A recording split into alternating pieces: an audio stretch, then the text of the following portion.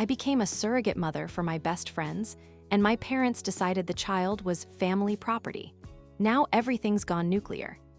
I, 28F, agreed to be a surrogate mother for my close friends, 30M and 29F, because they couldn't have a child, and now my parents, 55M and 53F, are trying to interfere in all of this, and I don't know what to do. Long story, but I need advice. Hi, Redditors. I've been reading this sub for a long time, but I never thought I'd find myself in a situation where I'd have to write my own post. I'll try to be as detailed as possible because it's all so complicated, and I want you to understand the full context. Sorry for the long text, but I feel that without details you won't see the whole picture. I live in the USA, in California, where surrogacy is legal, but that still doesn't make the situation any easier. First, a little background. My friends, let's call them Alex and Sarah, not their real names, are a couple I've known since college. We studied together at a university in Los Angeles, lived in the same dorm, and shared a room in our first year. Alex studied engineering, Sarah studied marketing, and I studied psychology. We became inseparable. We went to parties, traveled on weekends, supported each other during exams. After graduation, we stayed in the city, working in different fields. I'm in an HR company, Alex in IT, Sarah in advertising. They got married 5 years ago, and I was the maid of honor at their wedding. These are the people I consider my chosen family, because my relationship with my biological parents has always been, well, let's say complicated. My parents are typical traditional people. Dad is a mechanic, mom is a housewife. They grew up in a small town in the Midwest and moved to California when I was a teenager. They've always been very conservative. Church every Sunday, family values above all, children are a blessing from God, and all that. I love them, but we often argue about my life. They wanted me to get married right after college, have children, not build a career. I'm still single, focusing on work and friends. They've hinted more than once that I'm wasting time, and that family is the most important thing. Now about Alex and Sarah. They tried to have a child for about 3 years. At first, everything seemed normal. They were young, healthy, but after a few months, nothing worked. Doctor visits began, tests, diagnostics. It turned out Sarah has problems with her uterus due to some congenital anomaly, and natural pregnancy is impossible. They tried IVF several cycles, but each time it failed. Every time it was an emotional blow. Sarah cried at night, Alex tried to be strong, but I saw how it was destroying them. I was there, cooked meals, listened to their complaints, even went with them to some consultations. They spent a ton of money on treatment, and eventually, doctors suggested surrogacy as the best option because their embryos were healthy. When they told me about this, I felt a mix of pity and helplessness. They were so desperate, and I knew that a child was their lifelong dream. Sarah said, "We want our own biological child, but I can't carry it." Alex added that they were looking for a surrogate, but agencies charge crazy money, and the process is long. I'd heard stories about surrogacy from friends, from the news, and knew it wasn't simple. But one evening, after another failed IVF attempt, we were sitting over wine and I said, "What if I do it for you?" At first they thought I was joking, but I was serious. Why? First, I felt sorry for them. They are my best friends, and seeing them like that broke my heart. Second, to be honest, the money. Agencies pay surrogates from $40,000 to $50,000 plus medical expenses, and for me, with my HR salary, this was a chance to pay off student loans and save for an apartment. I'm healthy, 28 years old, never smoked, no chronic illnesses, an ideal candidate. We talked for a long time. They didn't want this to affect our friendship, but I assured them, "This is your child, biologically yours. I'm just renting my body for 9 months." We went to a lawyer, signed a bunch of papers. A surrogacy contract that clearly states I relinquish all rights to the child, that it's their genetic materials, embryo from their egg and sperm, and that after birth they become the full parents. Medical checks, psychological tests, everything went smoothly. I got pregnant on the first IVF attempt. The pregnancy was, well, a pregnancy. Morning sickness, fatigue, but nothing critical. Alex and Sarah were great, went with me to ultrasounds, bought vitamins, even set up a room in their house. We joked that I was a walking incubator, and everything seemed perfect. I didn't feel an emotional attachment to the child. I knew it wasn't mine, and I focused on helping my friends. I didn't tell my parents at first because I knew they wouldn't understand. They are conservative, and surrogacy to them is against nature. But when my belly became noticeable, I had to tell them. I thought they'd be shocked but would support me because it's a child in the family. And here the nightmare begins. When I told my parents about the situation, that it wasn't my child, that I was a surrogate for friends, they were silent at first. Then Mom cried and said, "But you're carrying it, it's your blood," Dad added. "The child is part of our family because you're its mother." I explained about the contract, the genetics, but they wouldn't listen. They started saying the child was their grandchild because I was involved and that they had rights. At first it was calls. "When will we see the baby? We want to be at the birth." I said, "No, this is not our child, Alex and Sarah decide." But they didn't let up. Then it got worse. A month after the birth, a boy, healthy, everything went well, I handed him over to the parents immediately. They filed a petition with the court for visitation rights. They claimed that since I carried the child, it was family property, and that the child was their grandchild because my involvement makes him a relative. They hired a lawyer and even filed for partial custody, citing emotional bonds and family law. I was in shock. How could they? Alex and Sarah are panicking because it all became public. The press started writing, "We're in a small town," rumors spread quickly. Our friendship became strained because they blamed me for not controlling my family. The court, of course, dismissed their claims. The contract is clear. A DNA test confirmed the child is not biologically mine. But this process lasted months, costing nerves and money. Now my parents are boycotting family holidays, not talking to me, saying I abandoned my grandchild. I feel guilty, but also angry. Why don't they respect my choice? What should I do? Am I to blame for not telling them earlier?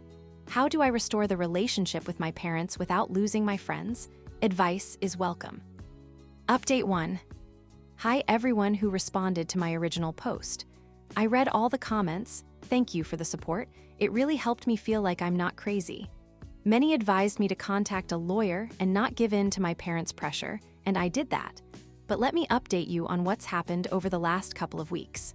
It's still fresh, and I'm trying to hold on, but emotions are running high. After my parents filed that petition for visitation rights, I immediately contacted the lawyer who handled our surrogacy contract. He assured me everything was ironclad. I signed away my rights. The DNA test shows the child is 100% Alex and Sarah's, and in California, surrogacy is regulated by law, where the biological parents have full rights. There shouldn't be a legal battle, it should be a quick dismissal. But my parents aren't giving up. They hired their own lawyer. I don't know where they got the money. My dad is partially retired, and that lawyer sent a letter to Alex and Sarah demanding family mediation. They claim my involvement in the pregnancy creates an emotional bond, and that ignoring this is cruelty to elders. This has strained my friendship with Alex and Sarah. They were in shock when they found out about the petition. I didn't get to warn them because my parents did it suddenly. Sarah cried, said, "We thought this would be a quiet joy, now it's a nightmare." Alex is more restrained, but I can see he's angry with me, as if I should have predicted my parents' reaction. We met for coffee, and they said they want to limit contact with me for a while to protect the child from the drama. I understand them, but it hurts. After everything I did for them, I feel guilty, as if my family is ruining theirs. Plus, this commotion is starting to become public. A relative of my parents told the neighbors, and now there's whispering in our area. Even at work, a colleague asked, "Heard your parents are suing for a grandchild?" I'm horrified. My parents call every day. Mom cries on the phone. "How can you turn away from us? It's our blood." Dad says I'm a selfish person who sold a child. I try to explain, but they don't listen. They even sent gifts for the grandchild to Alex and Sarah's address, toys, clothes, with a note from Grandma and Grandpa. Sarah sent everything back, and now they're accusing her of stealing the family. I don't know how to stop this. Should I sue them for harassment, or just ignore them? Your advice from the original post about setting boundaries helps, but it's hard. Thank you for listening. Update 2. Court dismisses parents' petition. Hello again, everyone. Another month has passed since the last update, and I want to share how things are developing.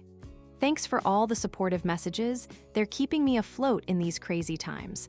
I followed the advice, hired my own lawyer, and kept my distance. The court process turned out to be less dramatic than I feared. The judge reviewed the documents, the contract, medical records, DNA, and dismissed my parents' petition in 15 minutes. He said their claims have no legal basis and that surrogacy is protected by law. My parents were in the courtroom. Mom cried, Dad looked furious. Their lawyer tried to appeal to family traditions, but the judge interrupted. This isn't about traditions, it's about the law. They had to pay court costs, and that seems to have cooled them down a bit. At least, no more petitions have been filed. But the damage is already done. This whole mess made our situation more public than I imagined. The local newspaper wrote an article about a family conflict over a surrogate child. No names, but everyone in our circle understood who it was about. Social media exploded, relatives are commenting, friends are asking. Alex and Sarah are panicking. They wanted privacy for their child, and now they feel under a microscope. Our friendship is strained, we communicate, but less often. Sarah said, "We are grateful to you for everything, but this drama with your parents makes us vulnerable."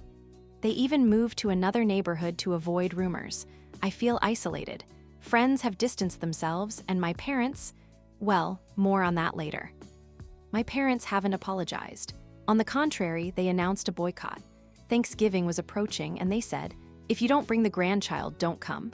I explained for the 1,000th time that it's not their grandchild, but they ignored me. The holiday passed without me. I spent it with friends, but it was sad. Christmas is around the corner, and they're already hinting that a family without a grandchild is not a family. I'm trying not to react, but it hurts. Should I try for reconciliation, or just move on? Your stories about toxic parents in the comments resonate with me. Thank you. Update 3. Hi, Redditors. This will be the last update, as I've decided to close this chapter. Another month has passed, and events have taken a turn I didn't expect. Thank you to everyone who followed and advised. Your words helped me gather strength. After Christmas, which I spent alone, my parents refused to see me without the grandchild. They escalated to a new level. I thought a boycott was the maximum, but no. Mom started writing to Alex and Sarah directly via social media. They found their profiles. She sent messages like, "Please, let us see our grandchild, we are family." Sarah blocked her, but that didn't stop them. Dad went further. He contacted my boss at work. I don't know how he found the contacts, and told him the family story, complaining that I had abandoned a child. The boss was shocked but supported me, said it wasn't his business. But it was humiliating. Now there's whispering at work. That was the last straw. I realized their obsession isn't just about family values, it's about control. It turned out from an aunt that my parents always regretted having only me and saw this child as a chance to expand the family. They planned to interfere from the very beginning but waited until I told them. This isn't love, it's manipulation. I sent them a letter. I am cutting off contact. Your actions are harming everyone, including me. Do not write, do not call. I blocked their numbers and social media. Things with Alex and Sarah are slowly improving. We met, talked, and they understood it wasn't my fault. The child is growing up happy, and I'm glad I helped. I'm focusing on myself, therapy, new hobbies, career. It's painful but liberating. If anyone is in a similar situation, set boundaries early. Thank you, Reddit, you were my lifeline. What are your thoughts on this story? Did the author do the right thing? What would you have done in her shoes? Share your opinion in the comments. And if you enjoyed this video, hit the like button and subscribe to the channel so you don't miss new stories.